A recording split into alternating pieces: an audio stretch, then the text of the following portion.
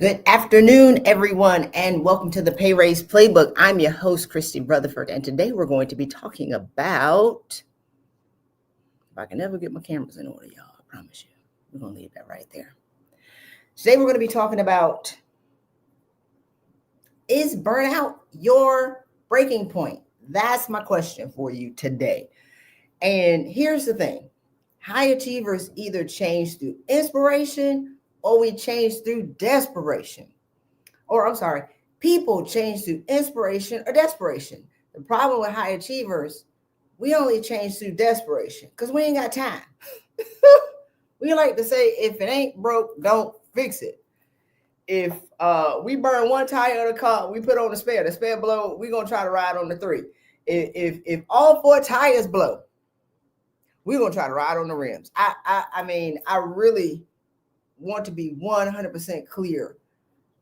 High achievers are different. I don't know. So that's who I talk to. Now, if y'all just want to listen to other people, and if y'all want somebody to sit beside you and play you a violin while you woe is me, that's cool.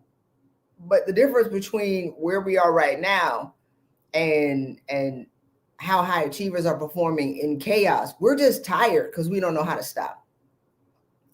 We're just tired and we won't admit that we have some stuff going on. We're tired and we're smoked out, but we don't know how to stop, won't stop, can't stop. So I want to be able to share some information with y'all so y'all can get on the path to like refreshing who you are and where you're going so you can get into alignment with the person that God has called you to be. So while you're here, go ahead and like and subscribe to this podcast. And if you're watching me on another platform, we are shooting this live on YouTube. So this is the second in a 11 video series that I'm making over the next 11 days because apparently we've come into the new year. Wheels that fell off. Oh, hey, are y'all paying attention? Can you put it in the chat? Is anybody, what is going on? Right? Like, and I talked about this in December when the worst thing that most people, I ain't gonna say most, a lot of people worried about was the election and what was gonna happen after the inauguration. Oh no, the wheels have fell off in 20 different areas. January 20th ain't even showed up yet, and hell is on the loose, right? So I'm here to be able to provide y'all some information over the next 10 days so you can get your itch together so you don't melt with the world. So, all right, so let's talk about it. So in 90 Days to Burnout Recovery, so I'm teaching this in my Pay Raise Playbook mentorship community. You should join us because this is about accountability. I want to show you how to recover from burnout in the next 90 days. And here's the thing about recovering from burnout. Recovering from burnout isn't the same as burnout prevention. And a lot of people are already burning out, which is what we talked about yesterday. If you missed the video, go back and watch it. You can take my burnout score to figure out where you are. And it's myburnoutscore.com to be able to figure out which stage of burnout you're in. Are you in the advanced or the critical stages of burnout? Because the difference between the advanced stage of burnout and critical stage of burnout is a banana peel slip. You mess around and find out when you don't take control of your mindset and your mental health and your physical health. It is a banana peel slip into self-destruction off a cliff. I promise y'all, when I finally fell apart, and it took a long time, I felt like I was at the bottom of the Grand Canyon and had somehow melted to the nucleus of the earth. I did not know how I was going to get up. And when you're down and out, and all four tires have blown, you have no more rims, the car gone, like everything exploded. I had a lot of time to think about how I could have prevented that.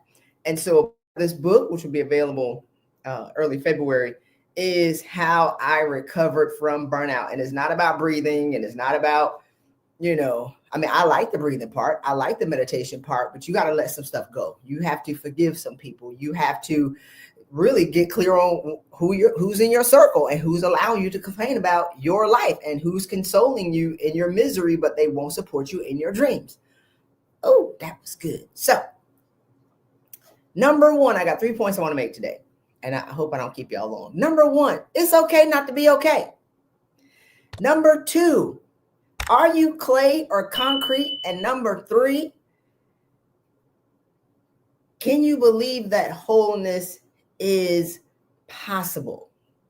Do you even believe that you can have wholeness and peace and joy and get your money? So if you're rocking with us on another platform, I'm sharing a screenshot. Again, we're live on YouTube. And here is one of my client testimonials. She said in 8 weeks, the work that she did to recover from burnout, which she didn't know, she thought she just wanted another job. And so a lot of times people are blaming their jobs for what's going on in their lives. And well, the job is like the easiest thing to blame, but it's not just your job. The job exacerbates the pain that you're going through because you're not changing. And so she came to get another position, CHRO, because she wanted to be in the C-suite. But in 8 weeks, it saved her marriage, it saved her life, and it made her a better mom. And this is what she said: I found peace and a level of happiness that I believe could only exist in solitude on a beach. She never thought that she could be happy and whole as an executive, a wife, and a mom. So here's the thing. I was on LinkedIn recently, and it was, like some haterade against the men. Everybody mad at the men for what they're not doing for us, but we are powerful beyond measure. We are queens standing in a queendom, whether or not you want to own that or not. Like, why are we against the men and what doors they're not opening for us, when if we choose to own how great we are, they will roll out the red carpet and welcome us in the room. But anyway, so the post says something like men are something like, I should have got that, 7% more unhappy if their wives make more money than them. And oh my God, like the comments exploded and everybody's blaming the men, and and all these things about how men are intimidated by women and all this other kind of stuff. And so I offered a different perspective. So I had a client 6 years ago actually. And when we started talking, her and her husband were arguing all the time, and she was calling him an MFer, and the kids, they weren't really connected to their mom. And so, she's like, my kids don't like me. I'm like, kids love their mom. What are you doing? But she's a boss at work. She's a boss. And she bossing everybody at work. And so what we found out, and what I really tried to break down for her, and I want the women who are married to listen up, because y'all are losing y'all's husbands to your job. I shouldn't have said that. Whatever, we already in. So this is what I learned. I said, okay, so when they first got married, 15 years before that, she was early in her career. The job had 20%, he had 80%. First promotion, the job got 35%, he got 65%. They had kids. By the time she'd have been promoted, multiple kids, time is flying. She's a boss. The job had 90%, the kids had 8%, and he had 2%. So what she was mad about and what she was cussing about was, he said that he didn't care if she became the CEO of that company. So she was like, he's not supporting me in my career. And I said, well, let's peel the layers back and get to the truth. Because we have your side of the story, which is viewed from the lenses of somebody who's smoked out, burned out, exhausted, and feel guilty because you're not enough. You don't feel like you're enough at home. You're not enough at work. You're not enough as a mom, a wife, a daughter, like all these other kind of things, which the baggage that women carry. You have his perspective, which is shaded by, she's not around. I'm like, she's the breadwinner or whatever, but he's taking care of the house. She comes in to mess up her routine, and he ain't getting none. Men are simple. Anyway, it's Sunday. So, and with every promotion, he gets less and less and less time, energy, intimacy, paying attention, like all the things that, men just want a conversation, whatever. I wasn't supposed to be going here, but we in it. So that was the truth. So I offered that perspective in the chat. So it's not that, and I'm not going to say that men aren't depressed and more sad as their women start to earn more money, but let's look at the overarching picture. Why? right? There's another reason behind men are just hating on women because they make more money. So when I just talked about, wholeness, it's, can you identify non-judgmentally, ladies, through the lenses of no self-condemnation and no guilt and no shame and all these other kind of things, and really own how you're showing up? And that's tough. But a lot of y'all can save y'all marriage with a little bit of self-reflection. I talk to women who beef with their husbands, and I'm like, hey man, like, there's 3 sides to every story. Let's get to the truth. So it's okay not to be okay. It's not okay to stay there. It's not okay to lose your house. And yeah, we've done $20 million in salary raises, but we've also saved 30 marriages. So for us, we have to be able to save your house, save your life first, save your house, save your marriage, your kids from going to therapy, talking about the mama ain't there. Now let's get this money. Y'all got it backwards. Now I know I sold it by the money part, but I give people what they need once they have us. So are you willing to admit where you are right now? So again, go to myburnoutscore.com, take the quiz and see where you are. And the thing about being in the critical stages of burnout is you're incapable of rational thought. You're incapable of receiving feedback. You're incapable. I did it. You're just irrational and everybody is the problem. But here's the thing. Einstein said insanity is doing the same thing and expecting different results. We keep thinking that if we push and we work harder and we push and we work harder and we push and we work harder, that we'll finally get the promotion. But y'all, we did this 5 promotions ago. Like, I was asking my client the other day, she said, well, I just need something different to be happy. I said, what other box do you need to check? Ma'am, your Scantron is full. How many of y'all know what a Scantron is? Be in the chat. Hey, ain't no more answers left on your Scantron. Put your pencil down and the test is over. Like, what other box are you going to check to be happy? When are we going to really look inside of who you are and what you're doing to create this misery? Because it ain't another box you can check on assets, resources, houses, cars, money. And if y'all have all these things, and if y'all have everything that people told y'all couldn't have, let's look in the mirror and be like, hey man, can I be happy though? God, dog. All right, great. Number 2, are you clay or concrete? Man, what's the difference between clay and concrete? So I wrote something a couple of weeks ago. I talked to this lady. She wanted me to feel sorry for her. I don't. You can't. No. I mean, that might be the last phone call I ever take in my life. I couldn't, y'all. I don't even want to. I'm so mad just thinking about it. I got off the phone and said, Father, why have you forsaken me? How is this my reality where I talk to these people? I refuse. She wanted me to feel sorry for her. I can't. Why? Because I fell to the bottom of the ocean, past the nucleus, and somehow found my way back to the Lord. My God, I came back to the light. So I know that this too shall pass. I know that on the other side of every storm is a greater sense of joy. I know that once you choose to go through the storm and not continue to let the rain wet your freaking hair, your real hair, right? Like mess your hair up and your makeup up, not looking like Tammy Faye Baker, want somebody to feel sorry for you. Man, move through the rain, keep walking. Keep on walking, I ain't talking to you anymore. I mean, I'm just saying, y'all keep on walking. Don't stop in the storm and then complain that you're getting rained on. Ma'am, sir, pick up your bed and walk. Now I'm yelling.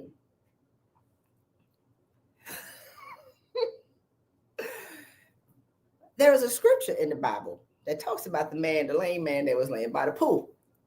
Jesus said, hey man, do you want to be made whole? The dude was like, why are you here? Every time I try to get in the water, somebody beat me. And he started complaining to Jesus, the healer. And Jesus said, hey man, do you even want to be made whole? That's my question to y'all. Do you even want to get up? Have you settled for a life where you at the bottom of the ocean like a freaking Atlantean, then built a colony? Did y'all watch the second Aquaman? They got clubs at the bottom of the ocean. They got diners. They on the bottom of the ocean, chilling. Train stations, trains, planes, automobiles. They got a whole colony. And the danger of where we are right now, because I've been in the game a long time. I've been coaching long before social media was created. I want to be clear. I might look young and I'm fine, but I've been out here in a long time, over 20 years coaching.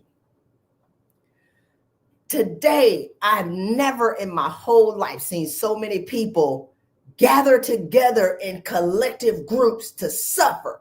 Never in my life have I seen normalized suffering and a call for coaches, from coaches, to come suffer together in a community. Get out of here. Not when there's so much opportunity in this world. Like Forbes reported in 2023, there is going to be a 40% increase in millionaires worldwide. Worldwide, 40% increase in 2026. They said this in 2023. And so to go to the bottom of the ocean and suffer collectively together and normalize mental health together and normalize, let's all take medication together, and then complain that you about to be overtaken by AI, man, I can't take y'all seriously. I wasn't supposed to be yelling. I'm sorry. Tomorrow I'm gonna do something. Maybe I won't have that coffee. I mean, my goodness. So can you even believe that you can be whole? And are you clay or are you concrete? Right? Like the difference between clay and concrete, clay with a little bit of water, information and knowledge, and some kneading, taking action, you can reshape clay. You can reshape it. You can dab some water on it, just like Play-Doh. Y'all remember we used to have Play-Doh, and you sit around and let your Play-Doh dry out, and you tell your mama to buy you some more. They're not doing it. Now, this is for the Gen Xers. These millennials and Gen Zs, y'all bought them more Play-Doh. Our mama them to do that. That's all you get. So we had to get some water, hands blue and red, trying to like reconstitute the Play-Doh so we can play with it again. So are you willing to get more information? Not read the book only, but do the book. Not learn the information only and go to these conferences where you got a multitude of journals that you ain't took one piece of action out of that journal to actually do it. So are you willing to take the information and then apply it? Are you willing to learn something and then do it?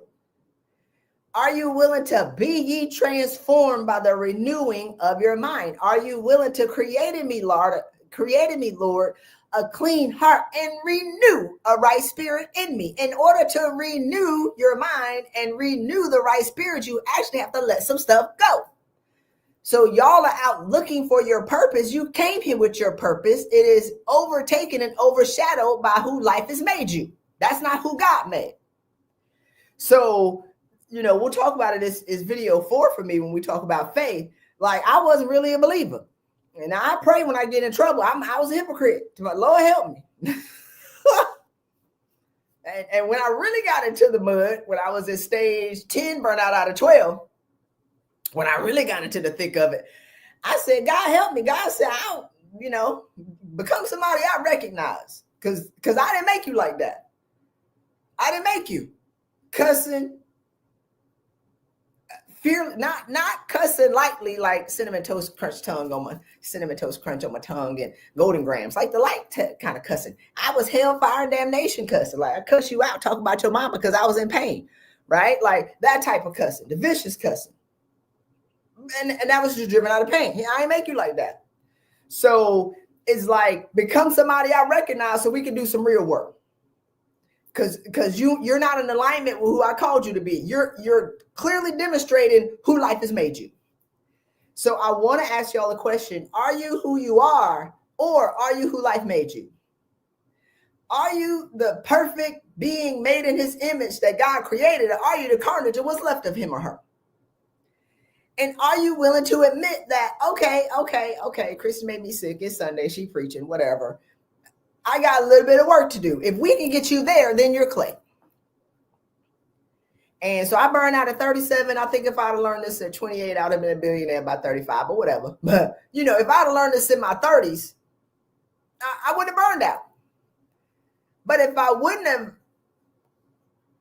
had my, like the things that led to the burnout, which led to the collapse, which led to the awakening, which led to, me rising, fighting, I would say clawing. I wouldn't say rising because that's like somebody else just pull me up. I wouldn't be here today to share with y'all. It's going to be okay. But it's not going to be okay if you don't do anything. It's not going to be okay if you keep waiting for them to do something for you. I don't even know who they are not coming for you. It's not going to be okay if you self-medicate your soul to sleep. It's not going to be okay if you meditate through an anti-anxiety medication and antidepressant medication, your soul to sleep. If you're numbing your soul to sleep with wine every night or martinis every night, or you're numbing yourself, which is actually pain that you're creating for yourself. As you're looking at social media, you comparing your lives to their lives. They all lying. I don't envy anybody on social media because you don't know what's going on in somebody's house. The main people who smiling and say they happy people don't say they happy. People be on social media like, I'm so happy. I be like, happiness is like in your face. Because can we get your face to agree with what you just said that came out your mouth? That wasn't true. Oh, I'm so happy in my flowing dress picture that I want all the haters to look at. I flew to Dubai in a middle seat and got this flowing dress so I can show everybody that I'm happy. How about you can sit at home and eat some cereal, eat some Golden Grams and be happy? You don't have to fly to Dubai to take a picture to show us that you're happy. Show me that you're happy in the way that you look on your face.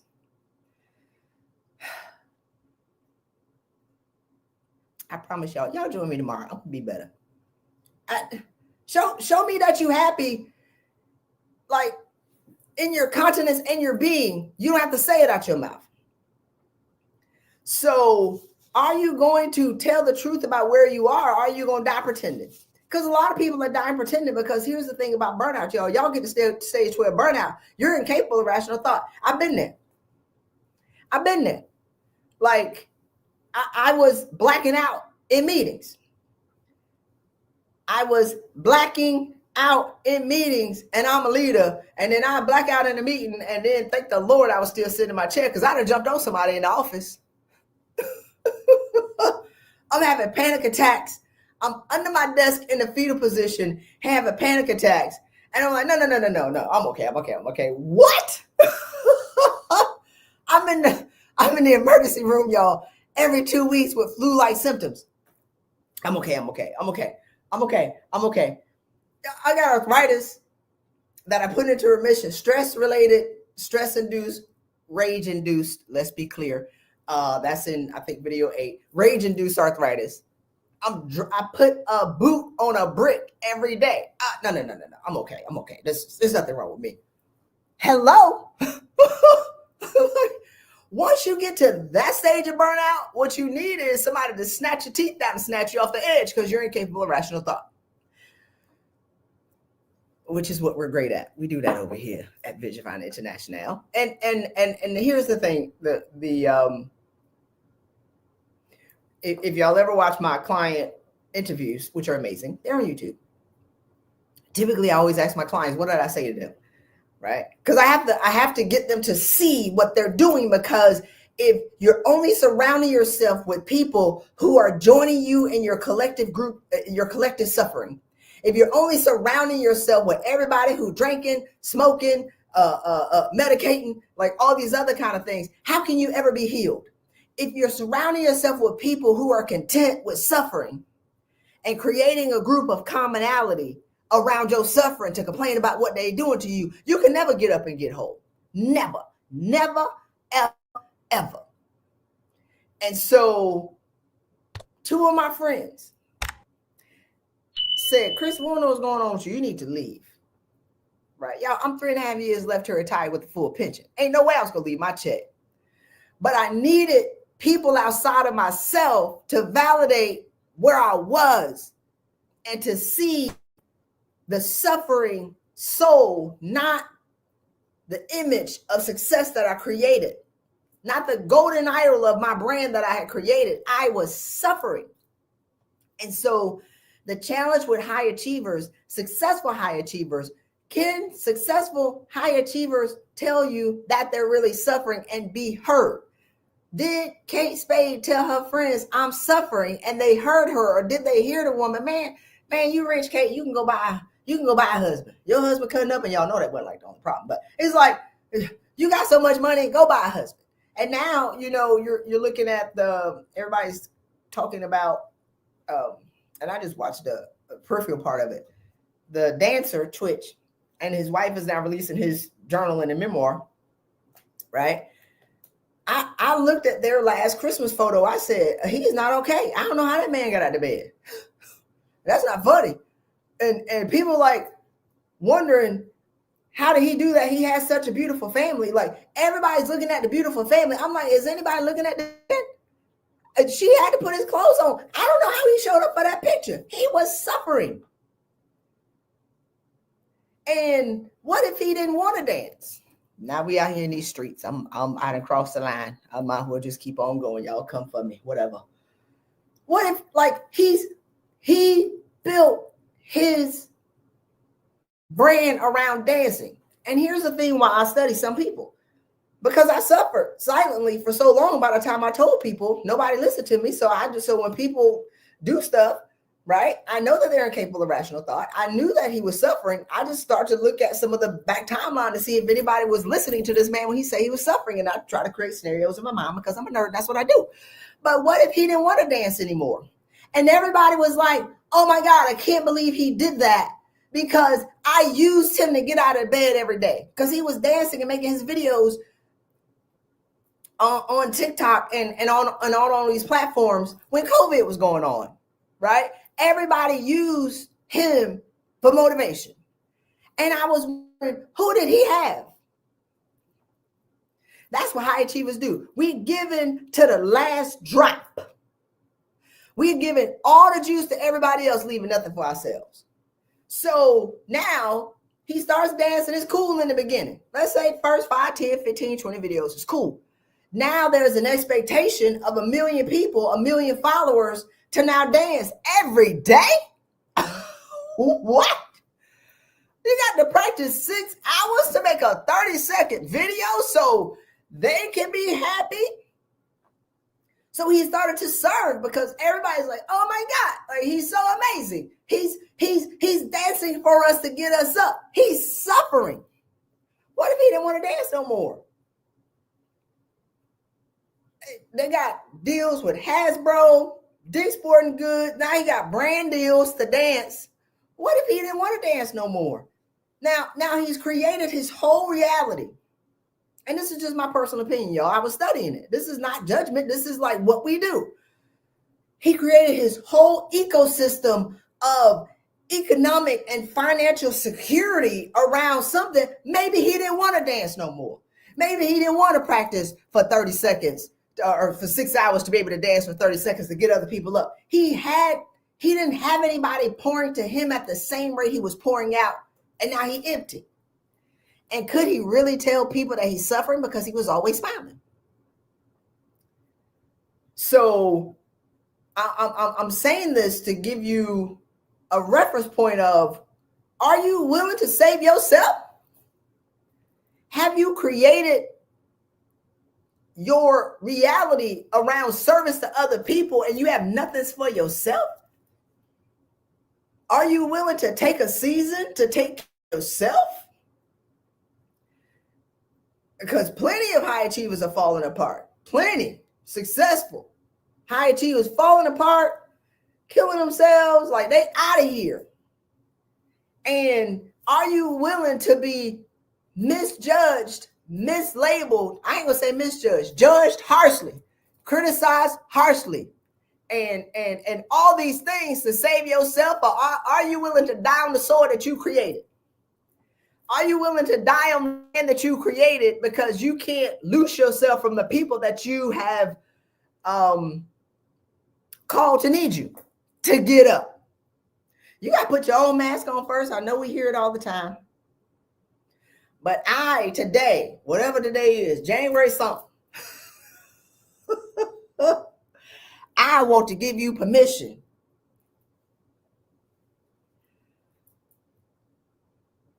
to take your cape off, Queen. Take your cape off, King. Save yourself. They still gonna be there when you need them, or when they need you. Like they gonna be there, maybe. And on day 4, we're on day 1. Yeah, I'm talking about your circle and your friends. Y'all gotta let some people go. That's burnout recovery. You gotta let go of the golden idol that you've made of yourself and really look in the mirror and admit where you are right now. You got to really let go of the successful brand that you created of yourself in the image of yourself, where you're not allowed to suffer, and there is shame around suffering, and there is guilt around suffering, and really be like, mother, I am suffering over here. Now let me do something about it. Right? So if you're willing to do that, you're clay. I had 20 minutes to come back to this point.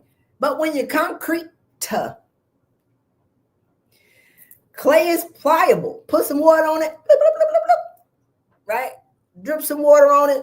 Mold it around a little bit. Water is information. Kneading is action. You can change. Concrete, y'all want to change. Those people at the bottom of the ocean, you put some water on the water, run off. You try to chip on some concrete, ain't going to move. You try to plant a positive seed in concrete, they get mad, want to fight you. You try to plant, here's the thing about concrete. Concrete does not require sun or water. Like weeds grow right through it. Y'all walking around with weeds on your head won't do nothing. And want somebody to open the door for you and invite you to the leadership table. PASS on that. Pass. I pass to invite somebody who's not pliable to my leadership team, to my entrepreneurship team. I can't do it. Leaders are and should be pliable and be willing to change and adjust in the moment. This price tag won't come off this thing. You just got to keep watching it. So here's the thing. Point number 1 of 3 that I made. It's okay not to be okay. It's not okay to stay there. Number 2, are you clay or concrete? Right? Are you willing to be transformed by the renewing of your mind? Like God must have known we was going to get messed up. Created me, Lord, a clean heart and renew a right spirit in me. He must have known we was going to get messed up. We're born looking like our parents. We die looking like our parents. Some of y'all are blaming y'all parents for stuff that happened 30 years ago. That was 30 years ago. When we going to let that go and move on? When we going to let that go and keep on walking? I ain't saying don't talk to your parents, but when are you going to be like, you know what? I forgive you. I forgive me. Let's move forward. Because your 2025 is going to be shaped by the actions, words, and deeds that you enact in this moment today. Nothing that happened to you from the past can stop you from having an amazing future unless you let it. Nothing that happened to you in your past can stop you from having an amazing future unless you let it. So the last part is, can you believe that wholeness is possible? So we're going to add to the stage here. So this is one of my clients. This is August. She sent me a nasty little old message in LinkedIn because she was mad that her companies weren't hiring her, she was mad that she was being mistreated by her job. But I told her that you're being mistreated because you out of position. You don't belong where you are. You need to level up. You need to go 2 levels up. Don't be mad that hyenas are biting your butt and clawing your back out when you're a lioness in the hyena den trying to get them to accept you. It ain't gonna happen. Lion King has showed y'all hyenas and lions and lionesses can't hang out together. Lion King that demonstrated it. If you don't remember, go watch it again. And so I tried to save her. She got mad. And what's crazy about high achieving women, when we try to save y'all, because that's what I do, because I needed somebody to save me. I'm trying to be who I needed. Y'all get mad, try to drown me. And I mean, legit, like knocked down, I'd be like, oh my God, right? Like it's almost like when somebody is swimming and then they start drowning, sometimes the person that's hopefully you don't do a lifeguard, but the person that's not trained try to go out and save the drowning person, they both drown together. Right? Like I've done this. This is what we do. Sock y'all in the jaw, clock you across your forehead, and then we're gonna drag you to land. The challenge that I've witnessed in the past 4 or 5 years is that y'all starting to fight more fearlessly and viciously and nastily. Like when somebody's just trying to come save you, somebody come touch your wound and say that you're wounded, y'all get mad. If somebody try to come save you, y'all get mad because it's easier to stay out there and drown with the collective group of people who are suffering and who want to stay over there than it is to come over here to wholeness. I don't understand it. And so once she acknowledged that she was out of position, she got a $60,000 raise. Like that, it wasn't that hard, but it took her time to admit that she was a problem. And I want to give y'all the shortcut way to look in the mirror and be like, am I the problem? So here's my client, June 5th, 2024, 2 months in the mentorship program. She said, I started releasing crazy emotions, forgiving people, holding myself accountable for my bad off-putting behavior. She had fibroids dating back to the mid-2000s. They shrunk. So her fibroids were created out of pain and holding on to victim mentality. Once she be ye transformed by the renewing of her mind, she was set loose in her body. Once she began viewing professional relationships objectively and not personally, everything shifted. Once she let things go, it made room for what she desired. Right? So it's like, are y'all willing to tell the truth about where you are, or are you going to stay stuck? And the last one, this is in 2022 because we've been in the game for a long time. My client went from 269 to 474, 269,000 to 474,000 in 6 months. In 6 months. Now, in that 6 months, you want to talk about knockdown, drag out. I mean, my God, we had to drag her to wholeness. I don't have that in me no more. I don't have that juice in me no more. I had that fight in 2022. I don't have it no more. But it's like she was grieving her mom. And so, it's okay to like grieve people. It's not okay to go down under it. She didn't want to live anymore. And she got kids. She married. Like that grief took her out. And she still got to show up at work, blaming the job. And I mean, we had to like drag her to the other side of wholeness. And I mean, fight, claw. Tomorrow, maybe I'll show the little screenshots of once she got to the other side. It's like, how do you move through grief like water? How do you not let grief smack you in the face like a brick wall and you stop and then you slide down the wall and then you stay in that state of beingness for a week or 2 weeks or a month or 7 freaking years because they said that it takes 7 years to get over grief. Not for a queen, not for a winner, not for a champion. That's a lie. Y'all identify with the wrong people. So how can you move through grief? Like water, like Bruce Lee said, how to be more like water. So we had to teach her once the feelings hit you, because you're always going to miss your mom. Don't drown in it. Don't hit the wall and slide down and lay there for two weeks or 2 months and say, it's because I'm going through something. How do you keep moving through it and get through on the other side? And once she did that, she went from $274,000 to $469,000. Right? She was in counseling, Elena.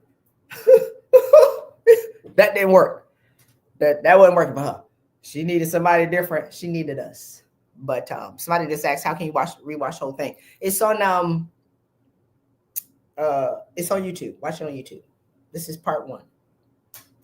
Video 1. So here's the thing. As we get ready to close.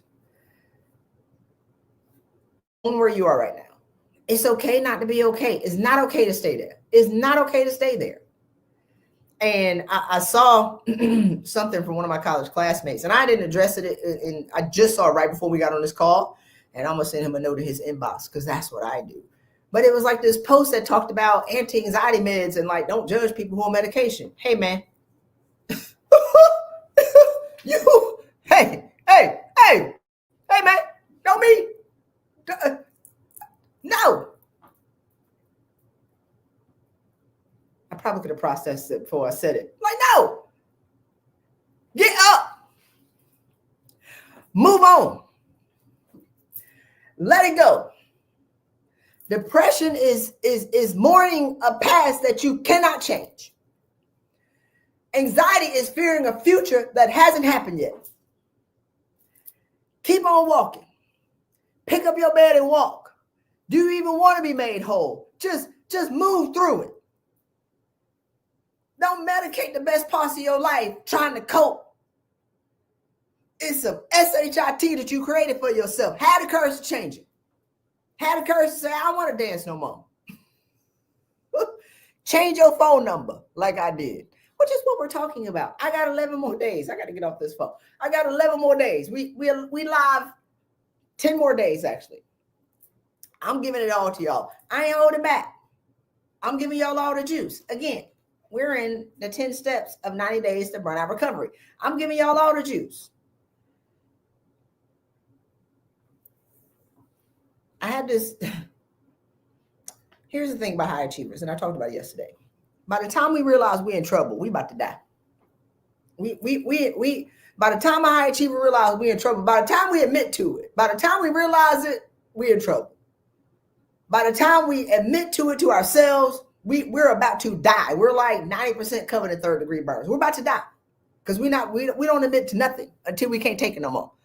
By the time we confess it to somebody else, we 95% in the ground. We are going to literally die, and we're hoping that if I just say it, somebody will save me from myself. But we're so far gone mentally, and y'all looking for like the quick action. Y'all looking for that? Give me a hack. Oh no, man, you've been on fire for 15 years. Ain't no hack gonna come. No, give me the one quick thing to do. No, there is no one quick thing to do. There's a systematic things that need to happen to be able to save you. And it doesn't take that long, but it takes a system of actions and habits and things to be able to do to save you from self-destruction.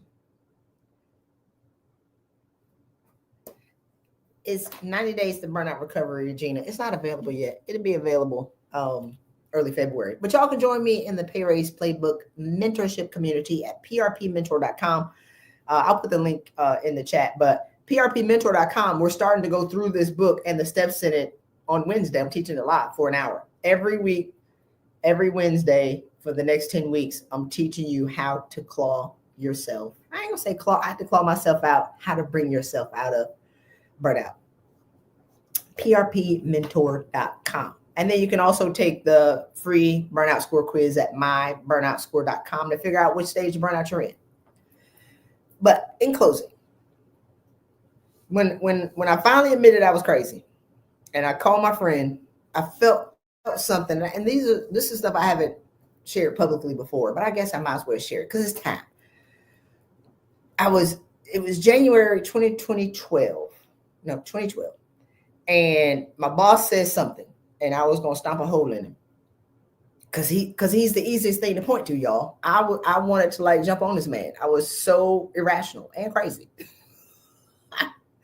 So he did something and I had to go home and I took the 3 days off. So when you get to the point where you can't manage like that fuse of that bomb was like this big. Like it wasn't long no more. It was like this. I went to work praying every morning that I wouldn't stop a hole in him before 12. And then I had to pray at 12 that I can make it to the rest of the day.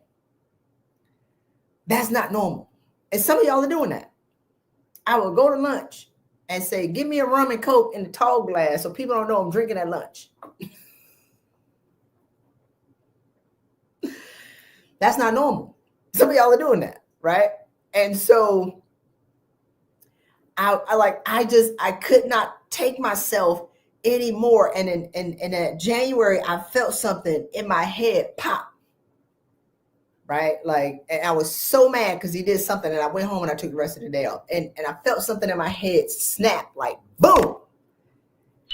And I said, oh my God, what was that? that was like the first breaking before the mental breakdown. And I called EAP for therapy, because that's when you have to be like, I need to call somebody. Actually, I text my boy first. And I think it was like 2:00, and I was lit because I've been drinking. It was 12 or 2. And he was like, Christy, you drunk already? He knows me. He knew me before life rolled me over the coals the 8th time. He knows I'm a champion. He knew who I was. He said, you drunk already? He said, man, you need to call somebody. Like, you're in trouble. He was one of 2 people that acknowledged that I was in trouble. He said, man, you in trouble. You need to call somebody, Christy. So I called EAP. I'm crying on the line. And they set me up with a therapist. And therapy is cool now. Y'all talk about therapy. It's cool. Like, high achievers, we don't never want to confess that anything is going on. And they had me in this therapist like a mile from my office. Can't nobody see my car at a therapist's office. Christy Rutherford is not supposed to be in trouble. Christy Rutherford is like perfection, and I'm a leader, and I have this persona that I've created of myself. I wasn't willing to admit to it. I wasn't supposed to be in trouble. There was so much shame around being like mentally incapacitated. It was crazy. So I had to park around the back and hope nobody saw me. And I went into the therapist's office, and the guy talked for 30 minutes. And I talked for 5. He talked for 30. And he told me all about myself, which he was lying because he didn't know me. He didn't listen to me. And he said, you need to be medicated immediately. And he wrote me a prescription.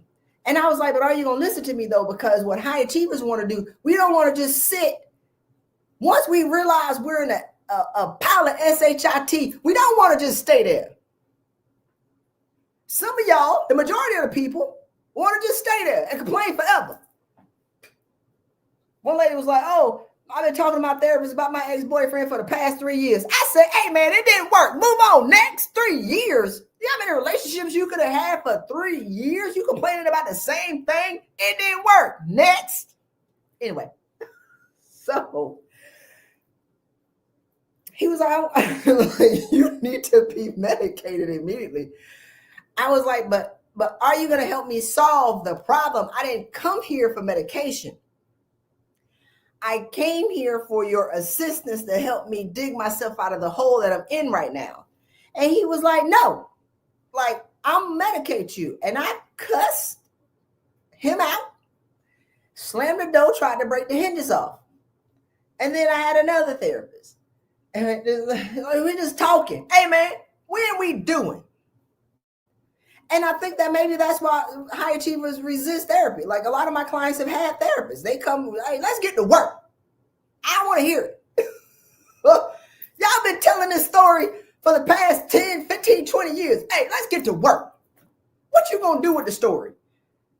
Napoleon Hill says, for every seed of adversity, there's an equivalent, if not greater seed of benefit. Tell me the benefit. Let's find a benefit in this adversity right here. We're not just going to sit over here and talk about this thing for the next 10, 15, 20 years. I refuse. But I couldn't take it. It was too slow for me. I like the fast way. In 90 days to burnout recovery. Why are we talking about this thing forever? It don't take that long. It don't take 2 years. It don't take 3 years. So yeah, my last dude was talking, and we dig up a skeleton, and he'd be like, the session over. I'd be like, you just dug this thing up. You done made me go into my consciousness and dig up the story that ain't got nothing to do with what's going on right now. Talking about my childhood. I mean, yeah, that matters, and we figure that out. But you gonna leave me with this all week? Go back the next week, we dig up another skeleton, and the session over. Sir, what? Wait, hold up. Now I'm dancing in a Thriller video like Michael Jackson. What we gonna do with all these skeletons? You over here therapizing and philosophizing. When am I going to change? How you going to help me change and get out of this that I finally realized of how I created an SHIT show for my life? Help me get out the hole. Don't be freaking burying me with these skeletons. Now I'm in the Thriller video with Michael Jackson. I got Ace. We dancing every day. This can't be my life. So I ain't never told that story in public. That's why I had to resign. Nobody can help me. In trouble.